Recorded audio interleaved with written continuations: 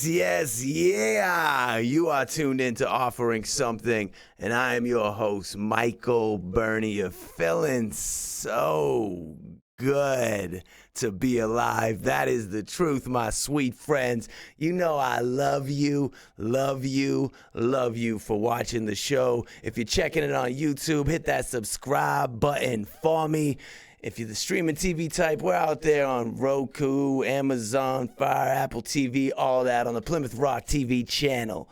Yes, I have a lot of love for our super sweet support system at Enjoy Your Life brand. Today, running a special. Anybody that comments on this show is going to get a message with a 25% off code. Yeah, a lot of love to Riverwalk Brewing Company and to the Higher Education, Music, and Arts Festival. Yes. We have a banging episode in store for you today with an amazing human being who is an artist, an entertainer, a disc jockey, a one-man movement, a lyricist, a hard-working, hustling human, a living brand, and a producer who is instrumentally offering something. I introduce to y'all Kahleil Blair. Yeah, man. Yes, indeed. Yo, that's the best introduction I ever got. Look at it. In our life. Yeah. My brother. Yo. Thanks for that. I appreciate you and your compliments. And also, thanks for coming here, bro. I'm so glad to be here, man. Just good vibes, good energy. We was talking earlier. I was like, yo, this is my kind of guy right here. Look at that. I feel good. Thanks, for sure. Thanks, for man. Sure. I consider us friends. Is that too quick? No, not at all. When you know, you know. You know Yeah. what I mean? Yes. All right. We got a lot to talk about today. We're going to chop it up. First, what's your full name? What's your given name? Yes. Given name is Kahleil Valentine Blair. Valentine, yo, that's crazy. Mom Dukes was on one. I don't know. Yeah. I don't even. Does that get used? Is she running around going, Val? No. It's always a trip when I tell people. You have a certain connection to Valentine's Day? Do you love February 14th? I don't even know. I don't even know. I just accept it. Maybe I was conceived on Valentine's Day. I don't even want to think about that. Though. Oh, yeah. That's not good. the act that should be running through your mind. Yeah. So where were you born? Where were you when you came out of your mother's belly? Came out of the womb was Beth Israel Hospital, Boston, Massachusetts. Right in Boston, Massachusetts. Right there. And is that where you lived? Is that where home was? Yeah, at in the time. Boston proper. At the time, it was Boston proper. Then we moved to Malden for a lot of. Well, when did you move to Malden? Were you two? I moved to Jamaica. Jamaica gets involved. Yeah, so my whole family's Jamaican. So my mom, my pops are Jamaican, you know. But so when I was 1, they sent me back to Jamaica so my grandparents could kind of help raise me. You know? Needed a little guidance? Is that what, were you out of control? Were Not even. This one here is going to need a little work. Not even. But my mom was in school. So, it was for her to, get her education. Couldn't give you the proper attention, and you get that there and the cultural experience, get to know your roots. I'm so glad she did, though. Mm-hmm. That was probably, one of the best things for me, because, now, even my younger brothers and sisters, they don't even, understand patois like that. I do. Yeah, you know what I mean? Yeah, so you can kick it right into gear. Exactly. Yeah, anytime, it ready fits. You know what I'm saying? So, but yeah, so that my grandparents raised me until I think it was time to go to school, kindergarten, grade 1 type times, and then I came back. And by then, my mom had moved to Malden, and that's where I had it together. Yeah, that's it. You went to school in Malden, Malden High School. I didn't. I went to Melrose because my mom scouted the thing, and was like, "Yo, the town over, Melrose, they got the better schooling system." Is this to provide the false address situation? Yeah, my auntie lived in Melrose. Look at this. I guess it's too late now. Yeah, it's too late now. We done got it. we done got that education, bro. Can't take it out of you. No, you've won. No, exactly. Look at that. Big it's the little things. It is. It is. So you had brothers and sisters? Yeah. So I mean, I'm my mom's only child. Okay. But my dad had enough youth them. So I'm how many? 9. Yeah. How'd you know? You were saying 9. Yeah. I felt it. Yeah. So I'm one of 9. But yo, it's so cool. Like, you know, It's like a little Wu-Tang going on over there. Throw it up. Deep Throw Space it up. 9. Throw it up. But yeah, it's so cool, like connecting with them now, like later on in life, and like we're, you know, we have fun, man, and it's like, you know, we saw each other as like, you know, sparingly as kids, but now it's like, yo, my little brother Sonny is like my best friend. That's incredible. Yeah, it's cool. All right, so at some point during this upbringing, I'm assuming you kind of fall in love with music. Oh yeah, early too. Early. Yeah, I was like 2. I remember my mom. I don't remember. Okay. I remember my mom like telling me that I used to run up to the speaker anytime Marvin Gaye's Sexual Healing was on. Too. Yo, it's a real thing. It's a real thing. So, you know, that's her 2-year-old story about me. So, you know, from that on, you know, You were feeling the music. Yeah, just from vibing. the beginning. Vibing, yeah. All right. And what, as you were growing up, so in the house it's Marvin Gaye playing? Is that typical jam, or is it? Is that we used to listen to WILD a lot, which was like 1090 on the AM dial. Yeah. You know, if you in Boston, you know what that is. Yeah. But it was that Rockers 88.9 at night. Yeah. You know what I'm saying? That's right on here. Exactly. So you leave Jamaica, you're in Malden, you make your way through the Melrose school system. Yeah. That works out for you. Yeah. I can tell by your wonderful ability to conversate. Right. Maybe not mine. And then at some point, you have this thought like, I want to go beyond loving music, and I want to be an active part in the music culture. Yes. And what's that first step into music, into entertainment? What's the first thing you consider doing? It was like in tears. I feel like there was like the initial step was probably talent shows in high school. What kind of talent were you displaying? Me and my boys, like dancing, who played football. The first year we did a little dance routine. It was like the Tribe Called Quest scenario. It was actually Beastie Boys Intergalactic. Oh, wow. Like, yeah. A couple years later, yeah. But then we did that was our freshman year, and we were performing with the seniors because they knew me and my boy. What are you doing, synchronized dancing? Me and my boy Brian Pescatori got busy, bro. Really? Yo, he was nice with it. So they, you know, the seniors who were performing asked us to perform. But yeah, every year after that, it was a hip hop song. Me, like Matt Basteri, Anthony Riccio, my football guys, and we did More Money, More Problems. But were you actually also performing the lyrics? Yes, of the song? yes. We knew that song word for word. With synchronized dancing? We were not dancing at that point. There was no dancing. Yeah, there was no dancing the second time around. It was baggy jeans, hoodies. Yeah. Oh my God, 2XL, and I probably wore a medium. Yeah, 44 size pants. Hell yeah, really needed a 32. Exactly. Yeah. So that's the first thing, and you enjoyed the experience. You're like, I like it up here. Yeah. And then what happens? Like, how do you transition into the beginning of a professional career in this? Yeah. You DJ at the high school dance? Man, no. So I did a couple of talent shows, and one of them like wasn't like the big like school talent show where everybody is. The next one was like more of like a coffee shop kind of vibe. Okay. And I brought out my bass guitar and I was playing. You know what I'm saying? When did you get the bass guitar? I've been playing. I was I started off with like the regular guitar, and then I just kind of like caught the groove of the bass. You know what I'm saying? That was more me. I feel like everybody has their instrument. Yeah. You know what I'm saying? That speaks to them, and mine ended up being the bass. Right on. So yeah, that was like, okay, like I love music. Now let me integrate some instrumentality into what I'm doing. And then I got into BC, and then I formed a band while I was at BC. What do you mean you got into BC? How does that happen? Isn't that like some sort of an elite school? It's a top 40. I know that much. Yeah. So, yo, I was. So you go from the Melrose High School, and then you just go to BC? Yeah. Is that a normal transition from Melrose High School? I'm not familiar. It's a lot of hard work. And you know what's funny? Like, are you a football star? Are you academic star? Do you just have the money to pay to go to BC? What's the angle? We did not have the money to go to BC.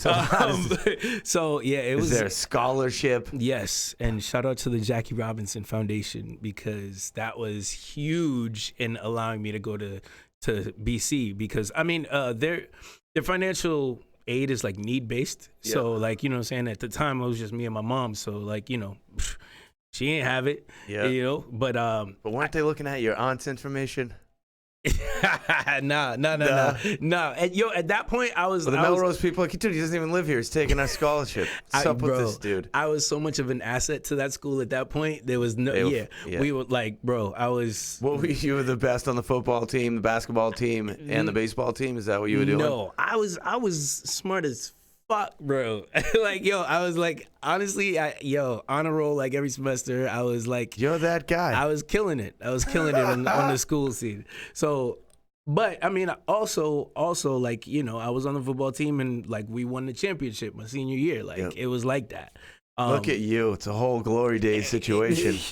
But that's the thing. I promised myself I would not be Al Bundy, and like that would not be the peak of my existence. That's high school. It's a good example. You know I like the reference. Yeah. 3 touchdowns, 1 game. Never mind. So now you're playing your bass at this coffee shop. You're singing. Is that what's going on? Rapping? What are you doing? I was singing. I had a song you wrote or someone else's song? It was a Genuine song, randomly. Genuine's good. Genuine is good, and like he doesn't get enough credit. But it was me, my friend Tom. I think there's a Genuine tape right in that thing. Check you out. Let's go. That's a whole 90s era over there. Yeah. I need to look through that. Scroll through that. I need to look through that. You feel good. I know there's some gems in there. Yeah. Oh yeah. But so my boy Tom was playing the guitar. I think Mark was on the drums, and that was like okay, we got a little vibe going here. Everybody's loving it, and that's our sound. Okay. Yeah, this is it. And so that kind of come on, sing me the first line of the song. Do you remember? I think it might have been Same Old G. At the time, I think that was the record that was popular. Same Old G. Yeah. Like, you know what I'm saying? But yeah, that was what we ended up doing for that performance. But after that, I remember feeling like, you know what? I could definitely get used to, like, you know, this kind of, it was a more intimate setting. Yeah. You know, so it wasn't like a whole like crowd of people, but it was cool. And you know what I'm saying? We definitely controlled. Yeah, sometimes that type of setting is even more intimidating because it's so personal and you're like, wow, they can know everything they hear that I do. Everything. Yeah. And when it's like 10 feet to the barricade and there's 25,000 people, you're up there like, I'll do anything on this stage. Yeah. That's true. It's real. It's real. I love it. So how do you go from playing the bass there with Tom and Mark? Yeah. Is that right? You have great memory, bro. Yeah. And to the world that you live in now. Yeah. What's the first thing that was a game changer? You're like, wait a minute. Yeah. I think I'm on the map. I think I'm on the map right now. So, man. Did I just arrive? Yeah. What was that for you? That might have been. What was that feeling for you? It doesn't have to be recognized in the public as that thing, but for you, what was the first moment where you were like, something's going on? I think it was, there's a couple of things. I think it was another big talent show at BC. You and the talent shows. Yeah, yo, that's how you gotta get out there. You do all the campus stuff. And that's the thing. I was go to the campus parties. Yeah. I was pretty quiet. I was a pretty mild-mannered, reserved kid until we got on that stage, and then it was showtime. It was go time. You know. Oh my gosh! Did you see Kahleil? Yeah. He was crazy on stage. That's a fact. That's a big fact. Talk off the stage. Crazy. So that, and then he's cute now. Now, right? Exactly. That's how that works. That's exactly how that works. And then moving to Brooklyn sophomore year, that was a game changer for me, because I remember, you know, up until that point in my life, I'd been, you know, I was a camp counselor at the YMCA for like all the summers, and then we just, school and that. Pretty average. Yeah, like like it's sports. Yeah. Moving to Brooklyn was like, okay, I'm I don't know what, 16, 17 now. Like, let me move to Brooklyn for the summer and let me figure some stuff out. I didn't have a job or anything. What do you mean? 16, 17, you just, you go get your own place? Is that? No, actually, a girl that I was in college with, her mom had a basement.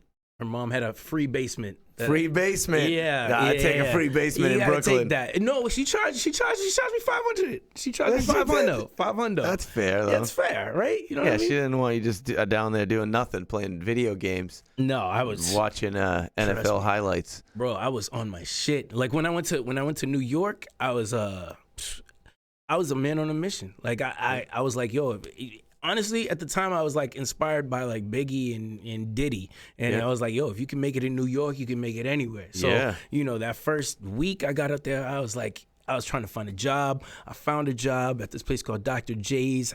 I was selling shoes. Yeah, you know what I mean, like just doing that. People in it. Yep. Right, and from that, I figured out that I did not want to sell shoes. So I love this, and I don't want to do it. All right, so.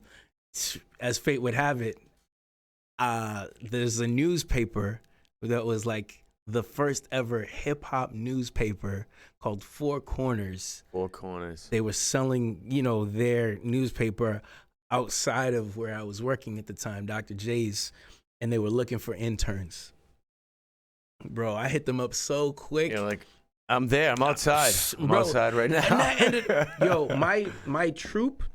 Dr. J's every day from where I was living in Brooklyn, and I had to go, well, initially I was living in like White Plains. Yeah. That was crazy because I was staying with my uncle for a little bit.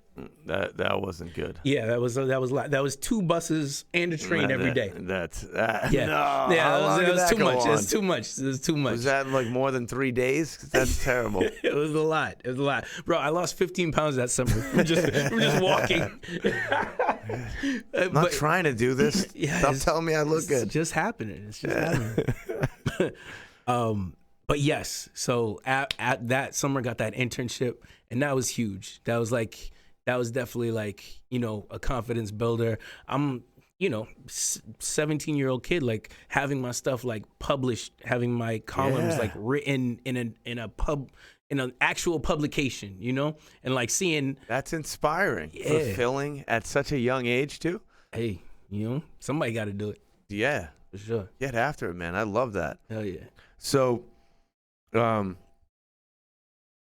what happened? How long you in New York? How long you stay That was there? that summer, and then when I came back to like BC, I was like, yo, man, I was on fire, bro. I wanted to do everything. I joined everything. I joined like student whatever government, it is. Yep. Programming council. I became a part of that. We brought Dave Chappelle. We brought Outkast. We brought Busta Rhymes. Come on, yo. Bro. Me and Busta. Sorry, Miss Jackson. Ooh, I am for you. Like, this is happening. Yeah, and it's like, yo, I'm actively making this happen. Playlistic Cadillac, funky music.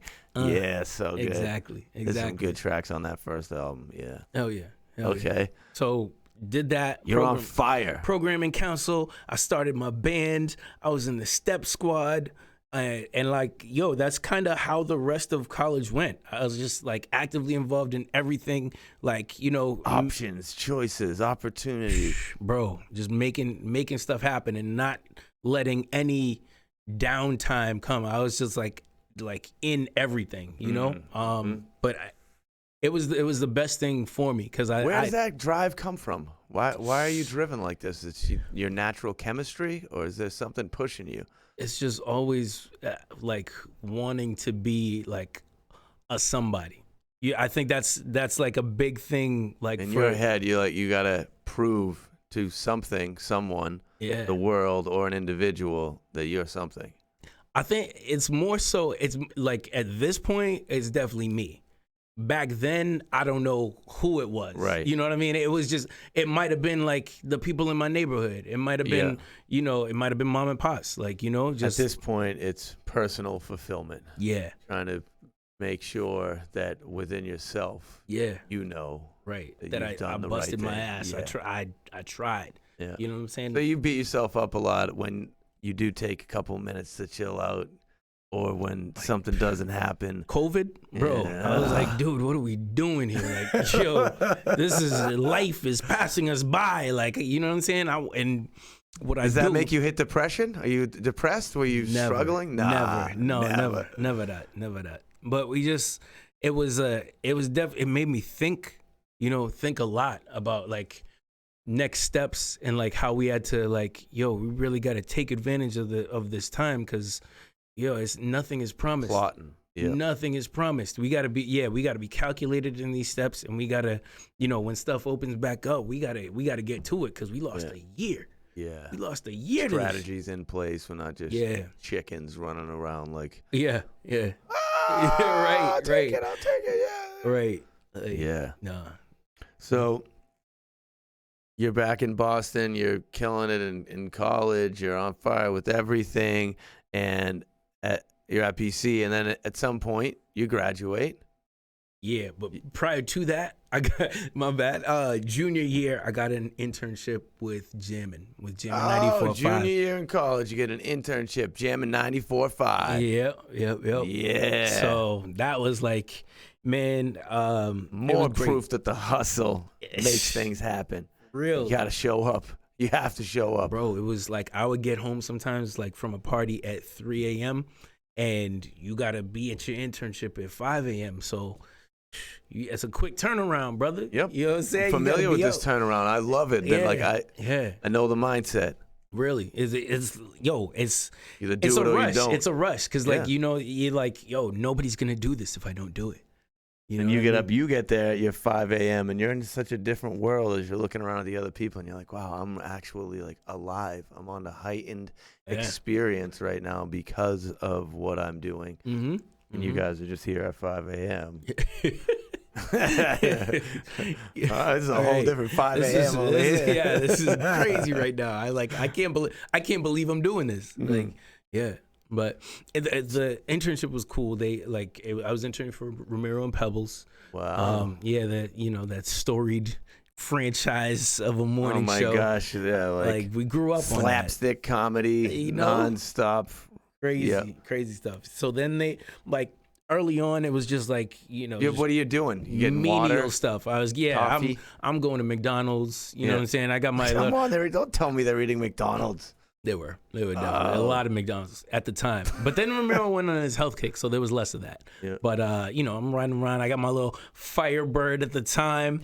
My next album is gonna be called the Firebird Chronicles. That's why I had to throw that in real tight. You know what I mean? I respect the little plug there. You know. But yeah, so I'm riding around, getting the McDonald's, doing whatever, you know, to make myself of use.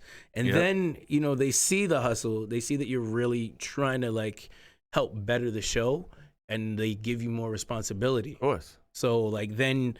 You want a hard worker around, somebody that understands the concept, sees a big picture, is not just fulfilling a role. Right. Yeah. And then they start letting you do stuff. Like, they start letting me, voice commercials. Ooh. And, so I'm like, you know, and my friends who all listen to Jim. Right. That was a big deal for me. Like, being on the radio at that point was like, yo... Kind of walking around a little differently. Yeah. Not in a cocky way, in a comfortable way. Exactly. I'm kind of confident. Yeah. I've done a few things in this 18-year-old life of mine. You know what I mean? Look at this run. Yeah. For sure. So yeah, that was good. That was. How long does this jamming situation last? I graduated in September. I graduated in April, May. I had a job in September. What year are we in? 99? No, this is 04. I high school. 04. Yeah. I graduated 04. Yeah. So here we are, 2004, and you are a DJ at Jammin' 94.5. Yeah. Fresh out of BC. Yeah. Now you've done little times like you get like a 10-second bit here where you're DJing and doing like prior to day one? Have you ever actually controlled the music on the airwaves, what the world is hearing out there before? All right, your show starts now. That was like I had done college radio. Yeah. So remember when I told you I came back and I was on fire? That was one of the things I did. WZBC. So that was kind of a little preparation for, you know what I'm saying, for the real radio world, but never anything like this where it's like thousands and thousands of people hearing everything you do. That's the jam at that point. Like jamming 94.5 was like that. That's it. That's the only thing going on. Like you're either listening to 88.9 if you're dialed into the underground world, but jamming 94.5 was fully driving the scene. They were the ones that were capable of presenting this, even like for the hip hop scene at that point, to the masses. Yeah. That was dope. That was when radio was like radio. Yeah, you know totally different time, but at that point, like if you were ever gonna be in radio, that was the time to do it. You know what I mean? Because it meant something. You know, it was like people were like, "Wow, dude, I heard you on the radio," and you're like, "Yeah, kind of." Now let's get back to we're there first night. So the show is what? What's the show called that you're the DJ on? It was just Maverick. Maverick. It was Money. So his Money Maverik? I wasn't Money Mav yet. Were you talking? I was bestowed. Somebody bestowed the title of Money Mav upon me. I didn't just run around and start calling myself Money Mav. It's like, I think it's my boy Vince. He always claims credit for he's like, I started calling you Money Mav, then everybody started doing it. But shout out to Vince. Me. Yeah, but it was Maverick at first, and then it just kind of. What night? What time? I was during the day, so I was 10 to 2, right after Ramiro and Pebbles. Are you kidding me? So I was logging down middays. Freaking 10 to 2 every day? 19-year-old kid. Are you kidding me? Doing that. Yeah. Monday through Friday, 10 to 2. Monday through Friday. And weekends sometimes. Yeah. Come on. And then I was telling you, and then we did the clubs, bro. Wednesday through Sunday. What kind of world are you living in? You're like, in the clubs. At 20, I have done more than people have done in a lifetime.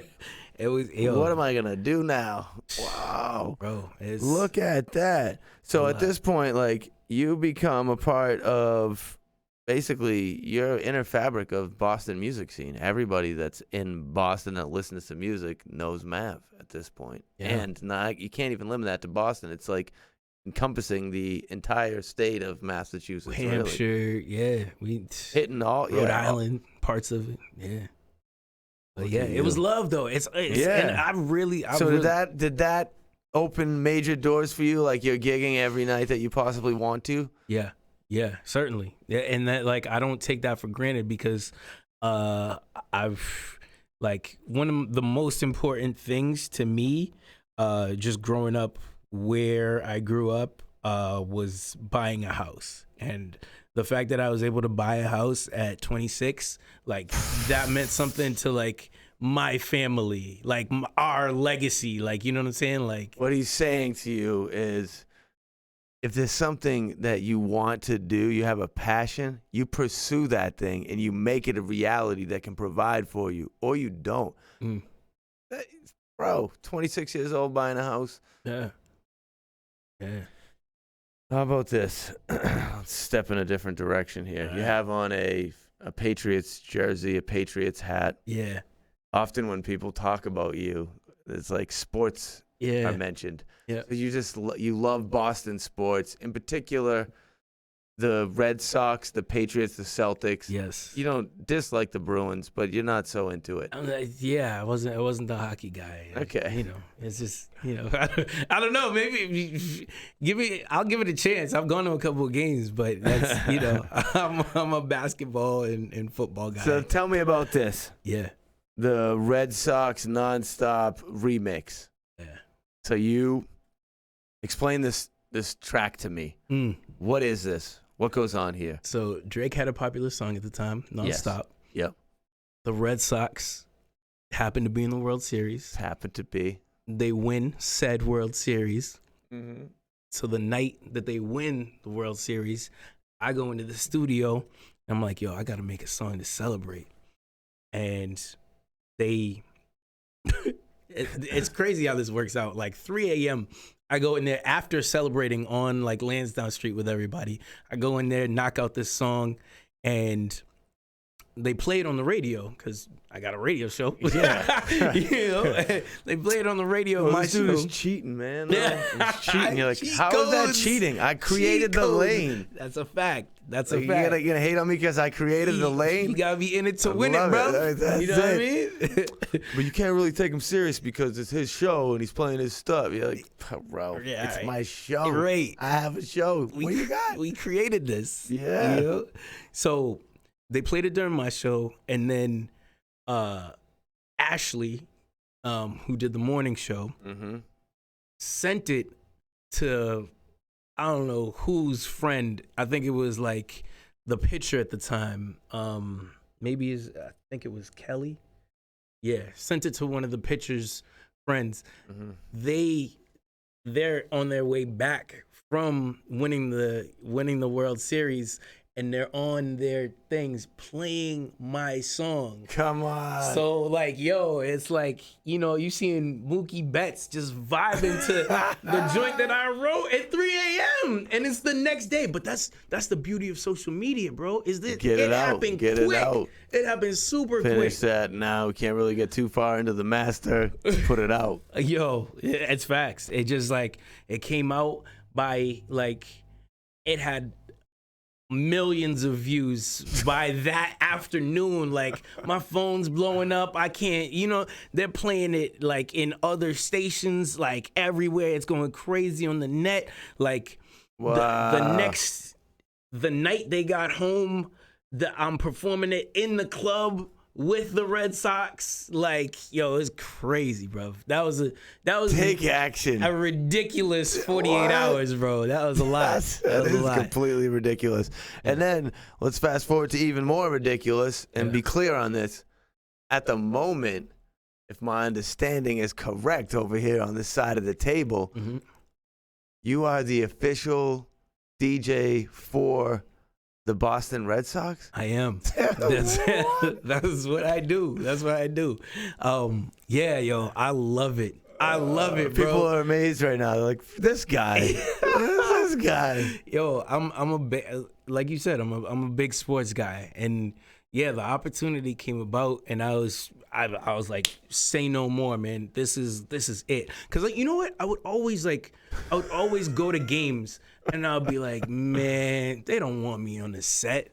Like, you know what I would do, bro? If I could DJ a game, like, the radio is cool and all, but if I could DJ a game, like, here's the thing. When you fuse the things that people love, which a lot of times is music and sports, when you fuse those, it's a powerful thing, bro. It's a powerful thing. And, like, yo, to be able to see, like, 36,000 people just in their mode, just vibing to something that you like curated, like that's a whole nother high, man. And So the opportunity came to you.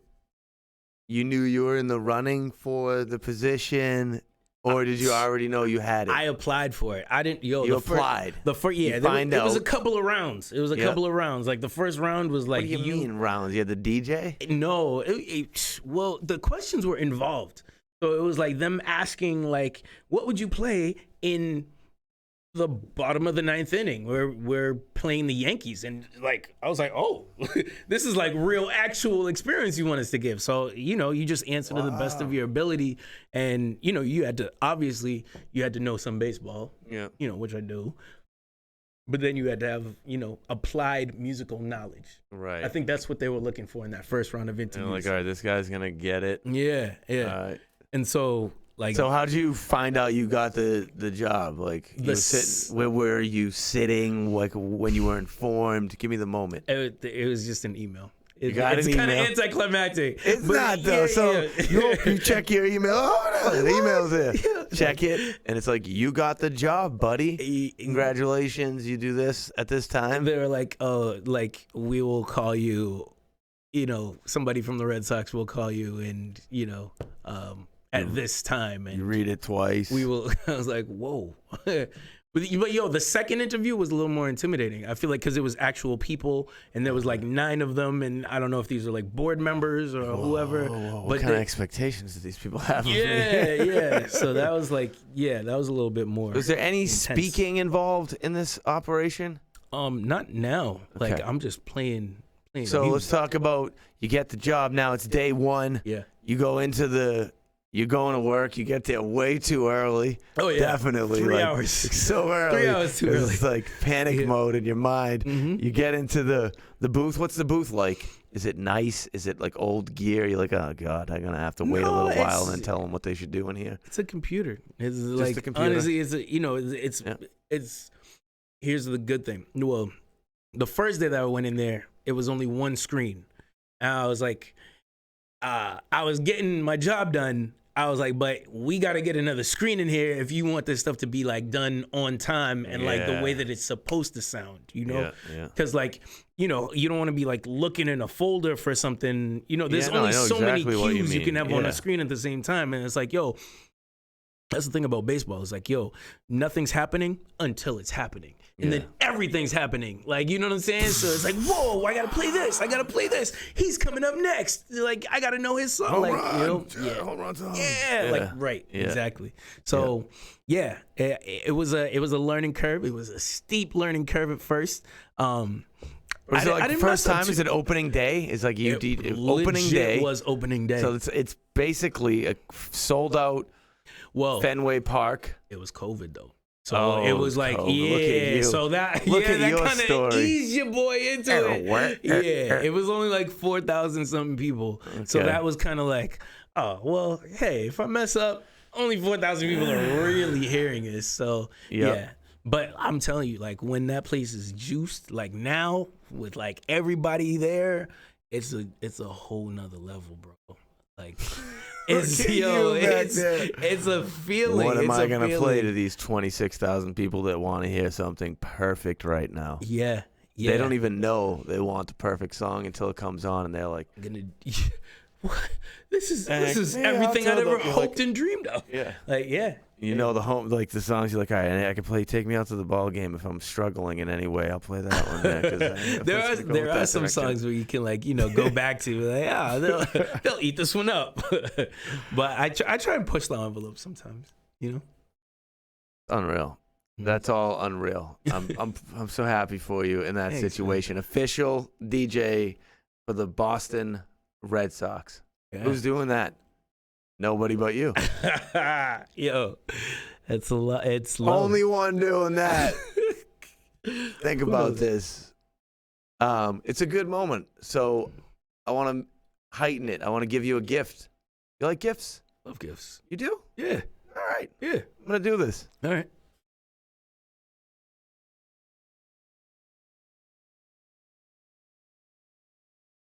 What? All right, there's your gift now. Let's open it up, and we're going to take out the items one at a time. We're going to have some fun with it. Okay. You just pull that up. You see how there's a little tab there? Look at that. I made it nice and easy. Okay. Nice and easy. Yeah. Oh, man. You're the best. It's a gift-giving situation. I really appreciate it. Good feelings create more good feelings. Ooh-wee. Let's go. I even put a piece of white tissue paper in there. You did. And guys don't usually do that. That's what I'm saying. Yeah. That shows he really cares. Sweet little touch for you right there. He really cares. All right? Yo, okay. We'll do that for everyone. Where are we going? Can I go here first? Is that? Your choice. Let's do it. What do we have here? Van. The Van. Saison? Yeah, that's how you say it. Saison. Riverwalk Brewing Company. I love them. Good people. Big shout out to Riverwalk Brewing Company. All right. Respect. And it's 5.5%. We getting litty tonight. Let's go. Let's go. All right. Okay. We got the pop grip joint. Little pop grip for your cell phone from the good people at the CNA stores. I will take that. Thank you. Thank you so much for that. Yeah. Appreciate it. It's a veteran-owned business, by the way. That's right. They were here a couple of weeks ago. Good people for sure. Scott Winters doing a good thing for the world. I like that. Yeah, you would. Yeah, man. A 7-panel Enjoy Your Life hat. I'm mad that you really know that it's 7 panels. Of course I do. That's awesome. You know that, don't you know that? That's new wave right there. That's the thing. You're like, it's a little small. No. I respect this because every hat's not built like this, and I think it'll fit the shape of my head well. You know what I mean? So I think that's a good look. I better catch one of those pictures that gets like 9,000 likes on it with you with that hat on. I'm gonna throw it up. Tag and Enjoy Your Life. Enjoy your life. Yo, and because of what it says, there's an actual message behind it. That's the reality of the situation. Even more. Is that's your vibe? So yeah. This easily caught by you. Hat was personally made for. We got stickers, mad Enjoy Your Life stickers. Yep. Yeah. You got that. You got a Green Line Crew sticker. Okay. Metzi's Taqueria. Nice. Free Volt. Good music. Respect. You know, stickers. Some people are into stickers. I am into stickers. There you go. Will be all over my DJ those. stuff. Yeah. It will be stuck. It will be stuck. Trust and believe. I like you. You're ready to have a good time. Yo, that's nice. Kahleil. Val. That's also that's nobody has ever called me Val. I assure you of that. That's some like hand sanitizer, also from the nice people at CNA stores. Oh, okay. You know, their angle is you can slip it in your pocket. You know, that's smart. That's very smart. Yeah. He was excited about it, and I think he didn't think I was as excited about it as he was. Okay. But he was a really nice guy. Yo, you like that jam? This is dope. I will be. See, you're giving the excitement that he wanted from me. Don't worry, I'm all about that. This is tight though. Like, cause honestly, I don't carry around like the big bottle of sanitizer. Keep the pockets as slim as possible. Facts. Can't have too much pocket stuff. I'll even like fasten the keys to the outside. Yeah, so you're not dumping it around. Yeah, and my pants are probably too big for me as is, so they're gonna drag them down. You don't want to be the saggy guy. These bulgy looking pockets. No. Well, we got the shirt vibes. Ooh, let's see what that is. We in there. Let's go. Enjoy your life. Ooh, it's got a hit on the sleeve too. There's a little sun on that sleeve. Yeah, man. The sleeve joint too. I respect it because not everybody's doing that. Yeah. Now, you getting charged for this. You take that to the praying place, you getting charged for this. Not everybody's doing that. Usually you got the one on the front and it's Bruins colors. So I know I can write this to a Bruins game. Look at that. Huh? That works right there. That's a vibe. Oh, yeah. Man, I really appreciate that. And it's your size. That's what's up. Because I asked you your size before you got here. Why is he asking me my size? Yeah. I want to do an interview. That's just weird. No, but hey, I'm glad you asked so I didn't end up with a medium. Mediums for me, player. What else is in there? Another more CNA stores, hang it in your car and it smells like whatever that smells like situation, I think. This is what do they call that? Air freshener. Air freshener. Yeah. You know what? That's actually good because your car doesn't smell good? My car smells fine, but the most recent air freshener that I got is like kind of dimming down. You know when it's like it doesn't like smell like you jump in your car and you like instantly smell it. That's not the case anymore. Yeah. Now you gotta like flick the thing a little bit, scratch and sniff. A little scratch and sniff. This is going in there tonight. Look at that. Tonight. Yeah. That dude's definitely watching the show too. Let's go. Boy. Ooh, the vibe. That's my latest album right there. Okay. Oh yeah, boy, Mighty Mystic is on there. A whole lot of other people are on that album too. That's it. That's what's up. How many joints you got on? A lot. More than you believe. Yo. And it's all features. Okay. All over that album. That's dope. You got like Chuck Fender on there, like reggae legends on that album right there. Asa Danaki, Whaler, Junior Toots. Yeah, man. Man. Toots and the Maytals? Like, what are we doing right now? This is reggae royalty right here. Yeah, it is. Come on, bro. Boasting on my own stuff. Seriously. Hey. Yo, Warrior King? Yeah. I've heard nothing but good stuff about Warrior King. Shout out to him. Because Warrior King is a guy that you'd want to spend your time with. Real. That's the truth. Yeah. Nice person. Blessings, yeah. King.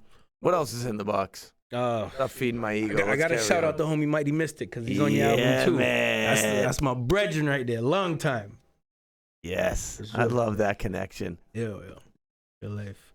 We got the Higher Education Music and Arts Festival. Okay. That's coming up. That's right. August 27 to 29, 2021. The Expendables, The Elevators, Mike Love, Bumpin' Uglies. Natalie, what a name. Right? Isn't that something? What a name. Yep. Of Good Nature, Free Volt, Joe Sambo, Higher Education. I don't know who else, but some really good stuff going on there. Lebanon, Maine. Maine. Shout out to Maine, yo. Plugging the events that my company puts together. Boom. We got another Tripler joint. That seems like it would be high alcohol content with the name like that, is it? The Tripler? 9%? Let's go. What? It's bedtime. What are we doing right now? Taking a rest. You know I got to get back home. No. That one's for the fridge when you get home. For the fridge later on. Okay. The Tripler, huh? Mm-hmm. As we would say in Boston, the Tripler. The freaking Tripler kid. There it is, Tripler kid. Another Evolvement Music tank top. I see you hitting the gym. There it is. Okay. Swear. Evolvement Music. I like. Is that the movement? Yeah. Evolvement Music. I like that. That is. Respect, man. That's the movement. That's the production company. That's the studio you're in. That's tough. That's it. Yeah, man. Yo, this is quite the gift bag. Yo, Come on, man. Gifts are good. Yo, I really appreciate this stuff, man. I'm never like, I've never experienced this much gift giving all in one dose, other than like Christmas when I was a kid. Yeah. So we have a good thing going on right now. You do that. Wow, that's great, man. This is dope. All right, I'm glad you enjoyed the goodie box. Yo, I really think you're gonna wear that hat. Slightly pressuring you into it. Bro, I'm wearing everything. My man. Yo. Much love to Enjoy Your Life brand. Once again, any comments on this video, you get a 25% off code at enjoyyourlifebrand.com. All right, so outside of sitting there up in the booth and like bumping the kick, snare, and hi-hat, bouncing off the green monster, and people just like rolling in waves. Yeah. What else are you doing with your life at this point? I'm making some dope music. Yeah, I'm working on an album right now that is like, man, it just feels so good. It looks like it feels so good. Yeah. You're happy just to talk about it. I am, yo. So it's called the Firebird Chronicles, alluding to, that period of my life where I was just running, ranting, raving, all the R words. Yeah, it seems like it. Yeah, but it's. You see me rolling. They hating. Yeah, there's a little bit of that in there too. You know what I mean? So what's the genre here? It's I call it high-end hip-hop. Right? High-end hip-hop. High-end hip-hop. Yeah. So it's like, I have to ask, what makes it high-end? Because it's like, I'm not trying to be like, the young or the lil, you know what I'm saying? But we making music that the people can feel. We making like music for humans that discusses reality. Yes, and stuff that I've actually gone through, and like personal encounters. Yes, that type of stuff. I'm trying to connect with other human beings, and actually speak with clarity while I'm doing it, which is hard to come by.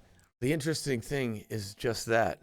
Yeah, Kahleil, that's hard to come by.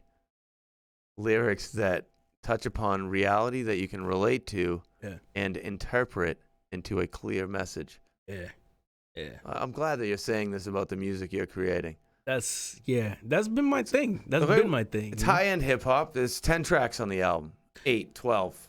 It's probably, when it's all said and done, who knows? But who knows? Yeah, but the tracks that I'm like really like focused on right now, there's about 6 tracks that I'm like, we doing this like royal treatment. We shooting videos, like we're doing all out like, promotional runs and stuff like that. So yeah, that's kind of where my creative focus is. When's the first single gonna drop? July.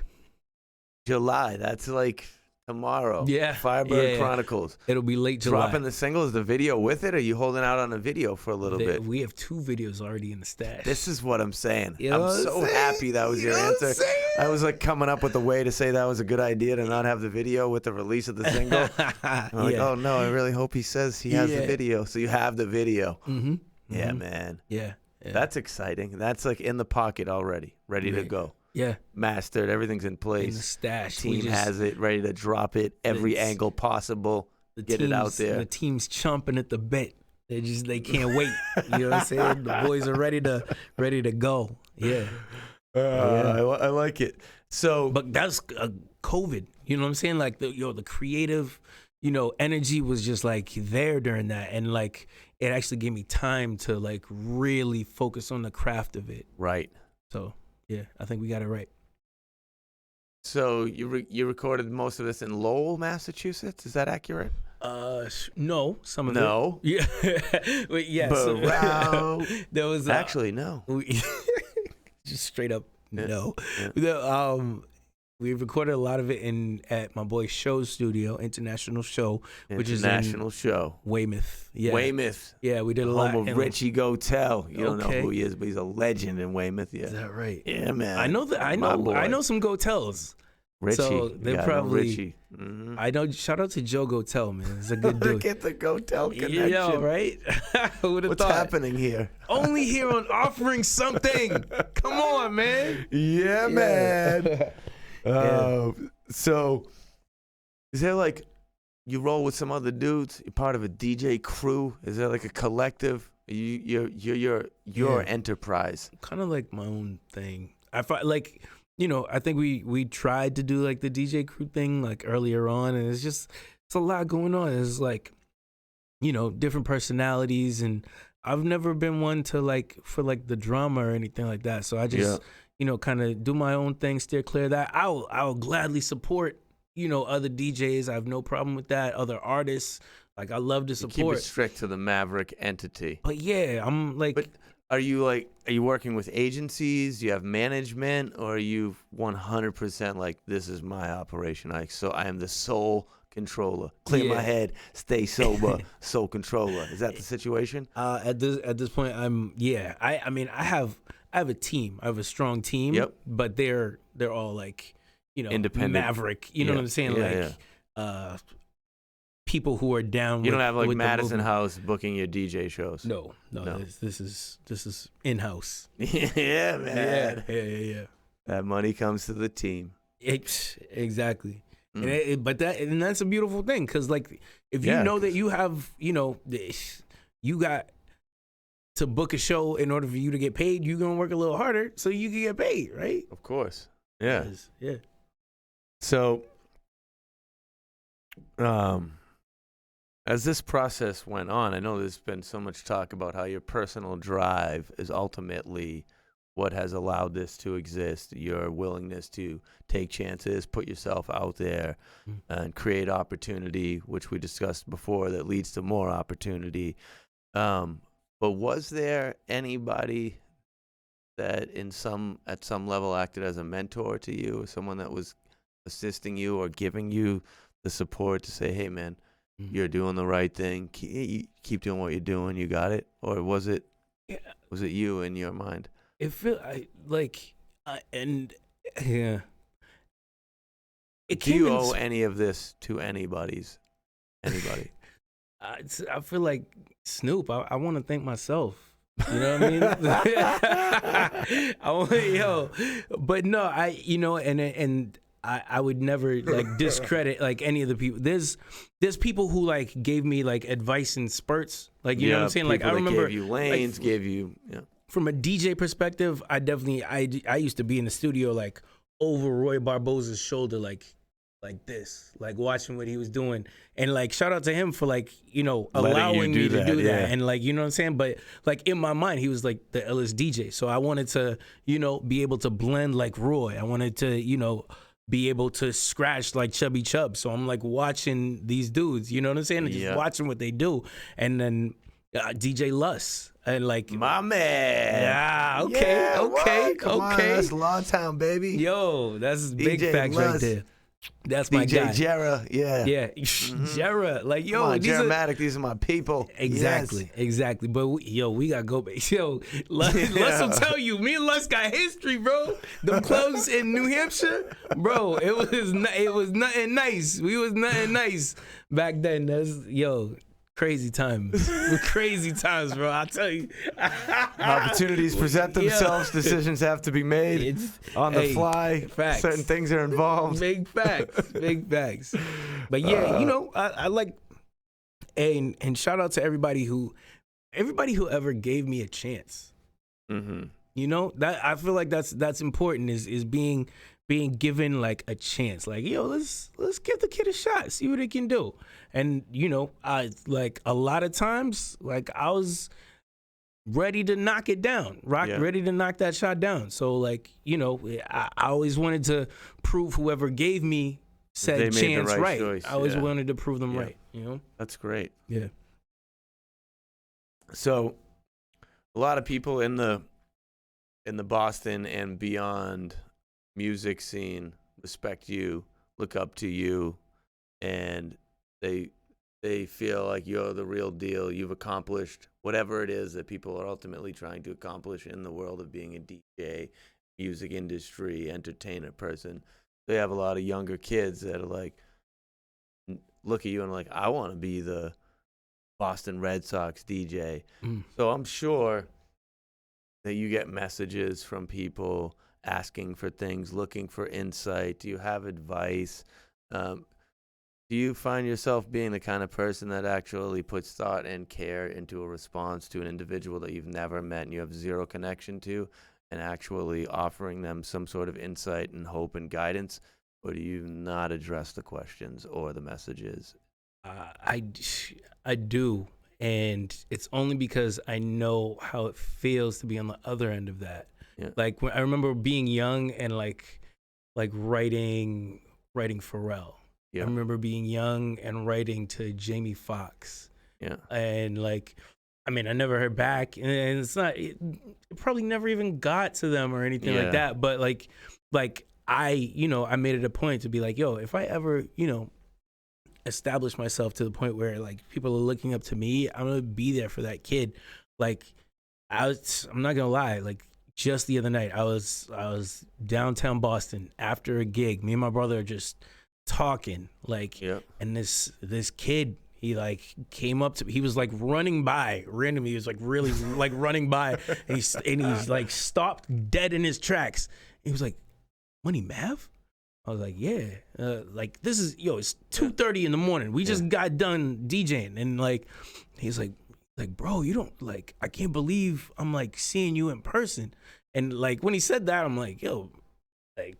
That's what it is. I'm not like, but it was like you could tell it was really like heartfelt, and he was not kidding. And he's like, bro, like just being from where I'm from, it's like, yo, you're the dude we look up to, like we he's like, he makes music and stuff like that, and he was like, yo, you definitely put on for the city, and I was like, I'm gonna cry. Yo, it was a moment. Like I wasn't like the fact that I was not expecting it. Like it was like crazy. I think my brother, and that's the thing. My brother's like this. He's like 6'4", like jacked. You know what I'm saying? Like like Sonny's like, he's like, like. That's, and I'm doing the Sonny voice because I can go do ahead, that. Go with the Sonny voice. Yo, that's real love, bro. Like you got love in these streets. I was like, apparently so, man. Yeah. It was definitely a. Did you allow yourself to smile and feel good about that? I did. But also the follow up to that is like, yo, he hit me up on Instagram the next day, and I responded. You know what I mean? So I like how this all tied together again. Yeah. That's good. For sure. Look at you. Would you say that where you're at now, that you're actually allowing yourself to enjoy your life? Are you in position where you can, knowing you have all these goals and you have all these ambitions and you're driven to what's over there, and by over there I mean in the future, in the forward, in the progress, but are you able to sit there and feel good about what you've done? Do you allow yourself that? I guess a lot of people don't. As they're making this constant growth, they're just like all of a sudden, you're like, whoa, 30 years went by, I crushed it, but I never said this is good. So do you give yourself the option to feel fulfilled and happy, and not in a boastful or conceited way, but in a, this is deserving of the behavior that I've put in to create this? I think that's been the key to it for me, is enjoying every step of the process. Is like finding joy in what you're doing, like in the moment, because you know, like there's greater later, you know? I think I've definitely, like I told myself about the whole DJing thing. I was like, yo, when this stops becoming fun, I'm not doing it anymore. Yeah. I'm just going to do things straight up because the money's there. Yeah. Like, and I've seen it. I've seen people who are just there, like, you know, just mailing it in. I was like, I don't want to live that life. I'm not you.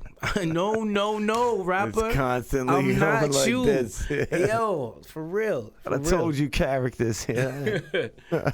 So I'm always, you don't let you get content, right?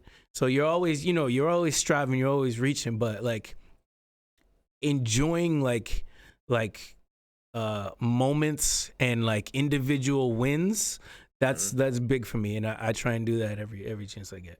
That's good to hear, man. Yeah. Healthy. Yeah. So as you have this clearly positive, even frame of mind, were there particular setbacks in life that allowed you to get to this point of, I'm empowered and I actually am in a position where I know how to feel good?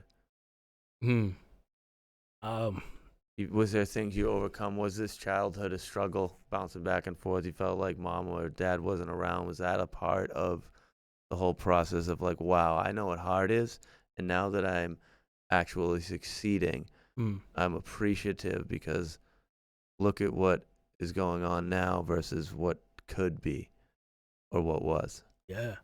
And I think, honestly, like I don't always like think about it, but subconsciously, I think like a lot of things, were a result of, probably my dad not being around for like a lot of my childhood. Yeah. Like I was just like, man, well, one, I'm never gonna do that. In my own, life moving forward. Yeah. And pulling the positive already. Yeah. And two, it was just like, like, man, I have so much to offer. Like, why don't he? You know what I'm saying? Why don't he like want to kick it with me, like hang around? So like, why doesn't this guy care?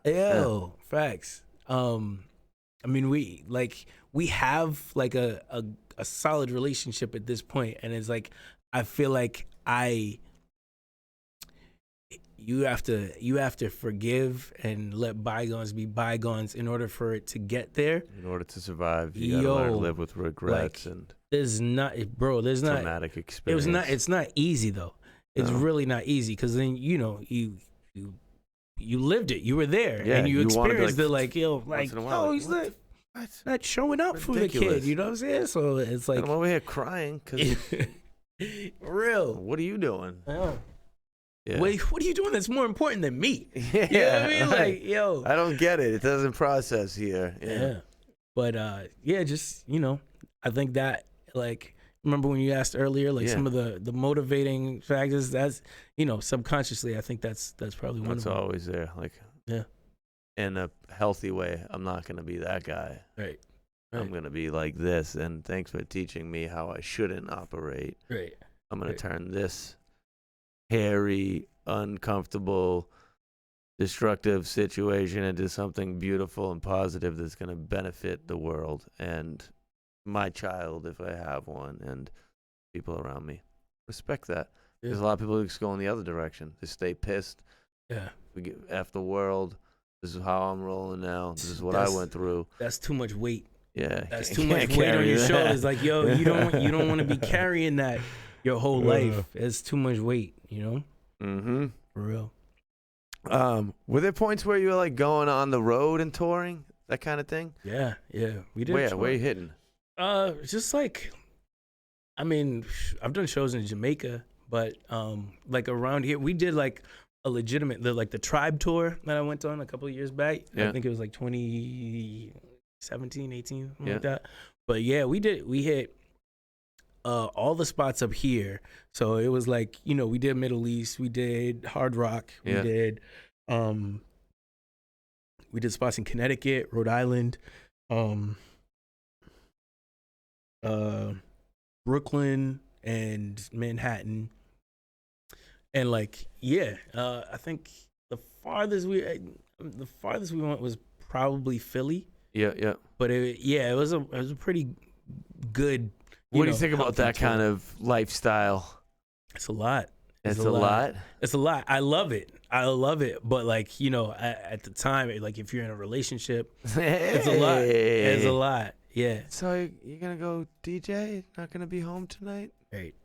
Nah. Yeah. And all of a sudden, you start figuring things out. You're like, oh, I know that this relationship isn't going to work. Yo, we figured that out. Quick. So at this point, I know you're happy with your situation. I'm not going to say comfortable because that's not how it works. That's like associated with content. We don't get comfortable. Right. Like comfort is a space you don't want to be in. And most people view it differently. Like, you don't want to be comfortable because there's nothing developing. There's no excitement. You're not working. You're not presenting challenges and obstacles. So I say this because I know that you're happy to be the official DJ for the Boston Red Sox, but in your head, you got all these things spinning. What's the next goal? Yeah. What is it? What are you getting at? It's like to really get this album like out there and for it to like really do like damage. Like for it to like it to be like a wave that just like hits the people like the first Mobb Deep tsunami, album. you know what I mean? Yeah, like on some, Shook Ones type ish. Yeah. But yeah, that's the goal right now. So you feel right now with where it's at, you got some confidence in this thing doing numbers. Yeah. Look at that. Yeah. One more time, what's the date that the single's dropping with the video? So first single is gonna be dropping on July 23rd. Are you telling us the name of it? Can we get the name, or is that not a thing you can do yet? Yeah, the song is gonna be called He-Man. He-Man. Yeah. We in that bracket That's where right, I think Masters of the I think you Universe. know where we going with that. Battle Cat was good. Yo, straight up. And one more time, the date. I don't know why I can't hold this in me. July what? July 23rd. July 23rd. Yeah. And where do we go? Where are we going? I know it's going to be forced on us in every direction, but like people that love you and want to go, where do we go? Every streaming platform imaginable. If you got Tidal, we doing that. If you on iTunes, we doing that. Like we're searching Maverick?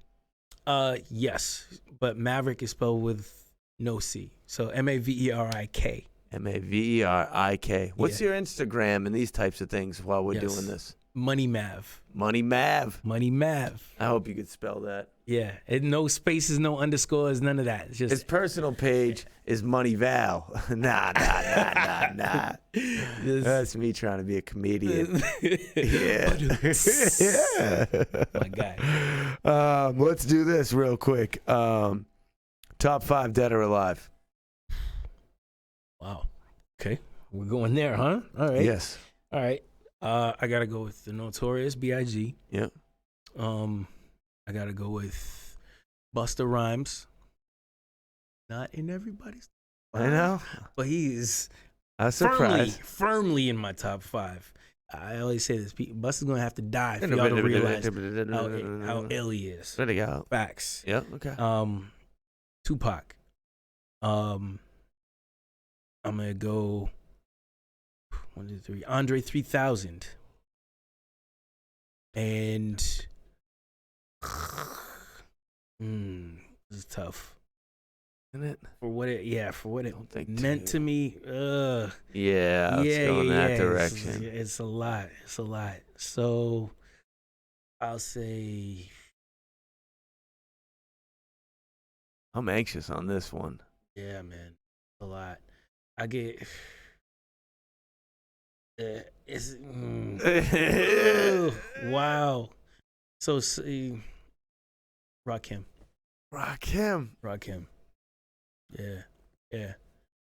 Because that was like this is like when I like first even like discovered hip hop. This is me like I love Rakim. in my cousin's basement, like really like listening to rhyme patterns and like cadences and being like, yo, this dude is like miles ahead of any other rapper that I've ever heard. So With just reality and facts, yeah. just mind blowing at the time. It's like, It's very unique that a top 5 doesn't include one or the other of Jay-Z or Nas. yeah, and Because those didn't have that impact on you growing up. it wasn't. They weren't your go-to. It wasn't. And like I like so much respect to them, but like for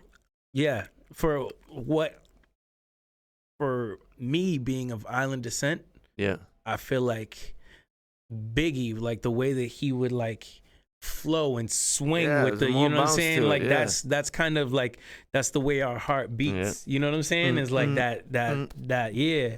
Biggie. Like even the like you hear that, like you hear the cholesterol in his voice, and then, you know what I mean? Like that was my dude. You can feel the chicken grease coming through the speakers. Facts. Yeah, man. And then Tupac for like, you know, just overall cultural significance, like what he was rhyming about and you know, the impact that it had on, you know, like socially and just everything. That's like, bro, he did all that by 24. Yes. When you think back on those things, it's outrageous. What? A lot of musicians in that space where I'm like, wait a minute, but he was dead by the time he was 27? He was what? How did he possess this wisdom? Unbelievable. Yeah. All right, so let's transition back to something a little serious here. Yeah. What are your fears at this point in life? What are you afraid of? People forget about you. They stop caring about whatever the hell you're doing. What are you afraid of? Anything keeping you up at night? I don't operate from a standpoint of fear. Yeah, man. Anymore. Yeah, there's fear like, is not one of your gods. No, not at all. And this is again one of the answers that I wanted in response. Most people they list their fears. Yeah. I'm not like subscribing to that. You don't spend your time thinking about what could possibly go wrong. Oh, we don't future thinking. We don't study that. Yeah, because it doesn't enable you to be fully present. You know what I'm saying? Like in the moment, if you're like, I do know exactly what you're saying. If you're too worried about the future or the past, you're pissing on the present. Yeah, operating in the moment, like it's just such a it's at a point of it's colloquial thing to say, like live in the moment, live in the now. But really, when you actually transition into an understanding of what that means, and it's not like a mantra of something you want to do, right? It's like a reality. And you're like, wow. Living in the moment is of the utmost benefit. I'm not weighing my current situation, my current feeling, my current vibration down with what is going to happen in 2 weeks on Saturday because I have to drive 3 hours to go like that. That's not even there. It's not even there. And that's going to be there the time I get into the car, and then I'm going to love the 3-hour drive. Exactly. And I feel like that line of thinking ages you.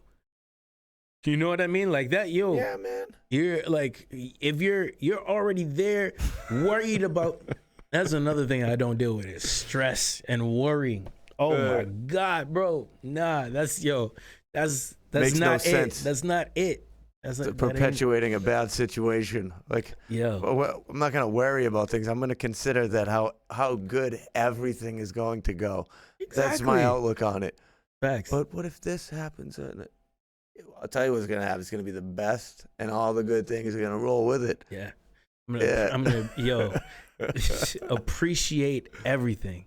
Appreciate everything. The good, the bad, all of it. I'm here to appreciate, yo. Thanks. So I gotta tell you 2 things, right? And those 2 things that I'm gonna tell you are the 2 reasons that I personally reached out to you. Didn't I? Yeah. contacted you Yeah. and asked you to come on the show. Yeah. So that happened for two reasons, mainly. The first reason is I think it is so beautiful and so inspiring and so beneficial to an individual and to the world when you take a passion that exists within you, that is something that is not a traditional route or employment path. You take an idea, something that's in your head that you love, and it goes from this thought inception of, oh, that would be cool, wow, to actually acting upon it day after day, week after week, month after year after decade after decade at this point, to making it a reality that puts you in position to own a home when you're 26 years old, to live a life that you enjoy, to have this great way about you, to be a positive role model, to have a positive impact on the community, on the people you come across, because you ultimately were confident enough to take action on your idea and make it real. That's awesome. That's all. I want to tell you that. Like, thank you. People thinking about you, like you're saying, the little dude that came up to you on the street, compliments and acknowledgement of what people have accomplished, they don't happen enough after you get to a certain age. I say this all the time. And as a grown man, I think it's valuable to tell another grown man when you're proud of what they're doing. I don't know you. Again, we met today. I feel like we're brothers at this point, right? You know? But I want to tell you that I see that and I love it. Man, look, bro, you could be laying down doing something you don't like, dying for the point you get out of work, and then you're too tired to do anything with it, but you're not. You're inspired by what you do. You created it. Wow.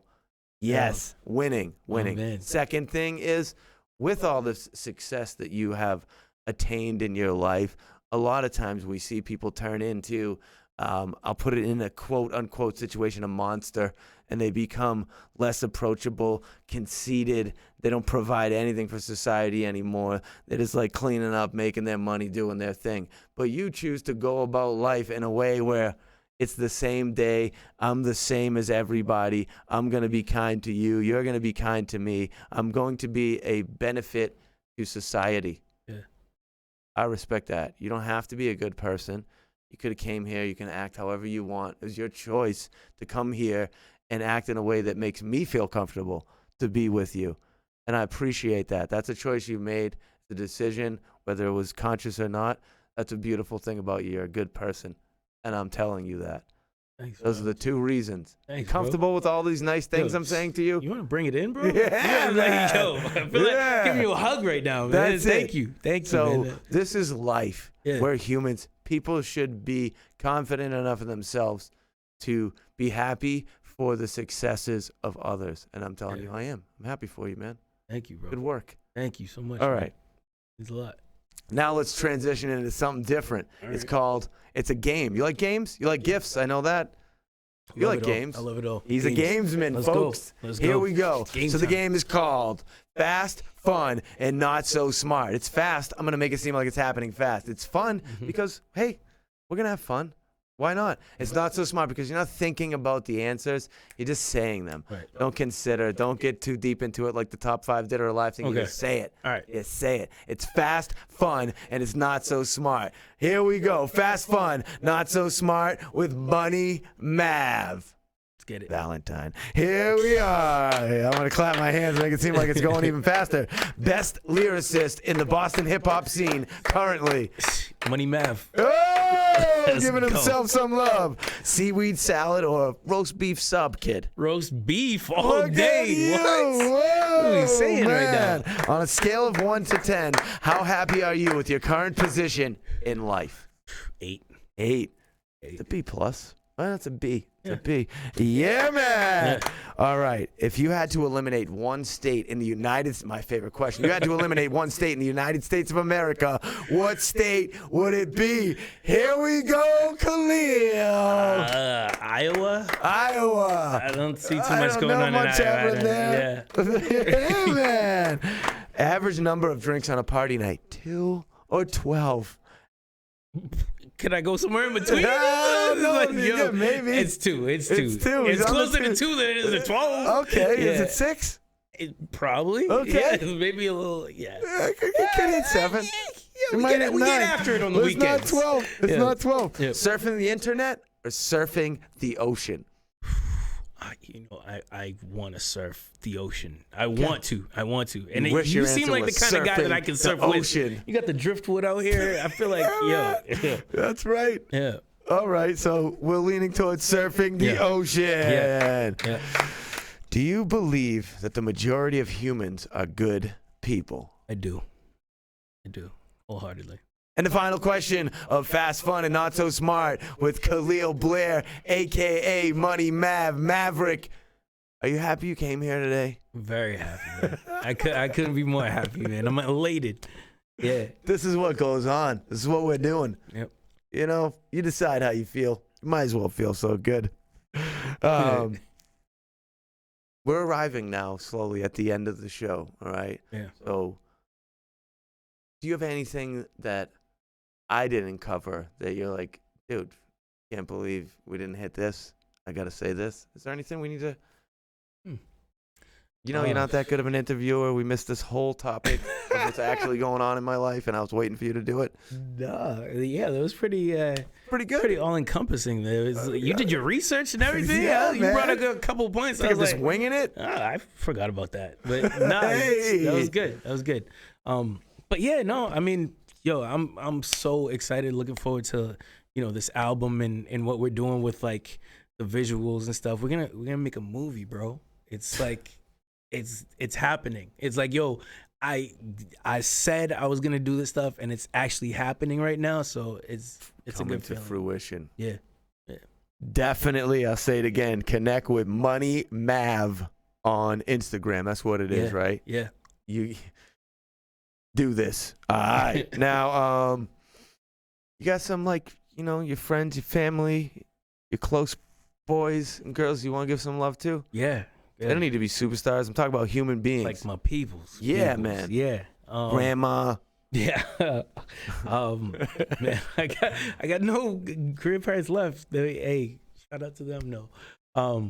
But yeah, definitely mom, dad, my brother. The Wu-Tang Clan. Yeah. Yeah, my whole brothers and sisters, you all know, especially Sonny.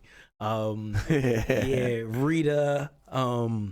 Big shout out to Rita, man. She holds it down like none other, like gravity. My best friend Tyrone.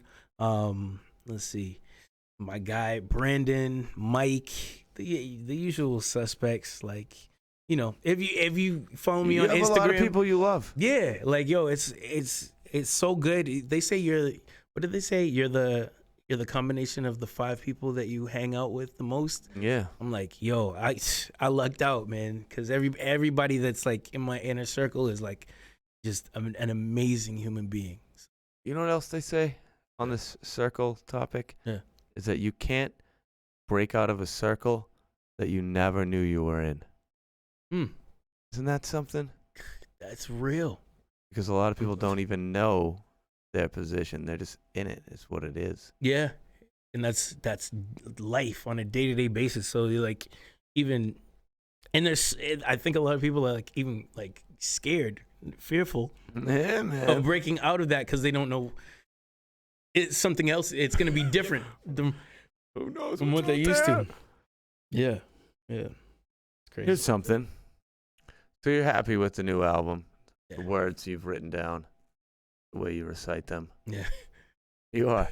Yeah. How you feel about this? You want to give me 8 bars?